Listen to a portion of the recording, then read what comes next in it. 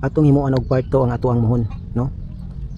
Sa ato ang part 1 kailangan nakasentro ang ato ang linsa, then pag file na to hollow blocks dagan diri sa sulod. Kung naka firewall ang imuhang pader, no, diretso na siya firewall ba, so ingana ang diskarte para ilibre nimo ang imuhang firewall, ang imuhang pader, sentruhan na to ang muhon, tapos dagan ta dito sa sulod, no, paingon sa ato ang luti. Pero kung ang imong pader lang gid siya, nga dili siya naka firewall sa imong balay, pader lang gid siya, unya labi pa og nagtunga mo sa gasto sa labor material ani sa pikas sa imong kasikbit, so kana ang atong himuon diha, sentruhan atong muhon, sentro sa file sa hollow blocks ang muhon. O ana, kay duhan man mo tagiyaan ni no nga pader, kay nagtunga man mo sa gasto,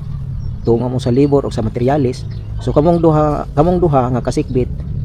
kamo ang may katungod ani nga pader, no, duha mo ang tagiyani, kay duha man mo nagasto, nagtabang man mo gasto ani, subot kasabot sa pag-layout na pod, sentro ang muhon sa ato ang hollow blocks, no, bahin gid mo tanan, pantay gid siya, no, kay nagtunga man mo ani nga pader kana kung dili siya firewall. Pero kung firewalls gusto ra nimong siyempre suluhon ra magini mo na kay firewall naman na, so mo nang ato ang ilibre daan ang ato ang hollow blocks, dagan kita sa ato no, panigurado ba nga dili mahilabtan sa pikas ang ato ang firewall. Okay.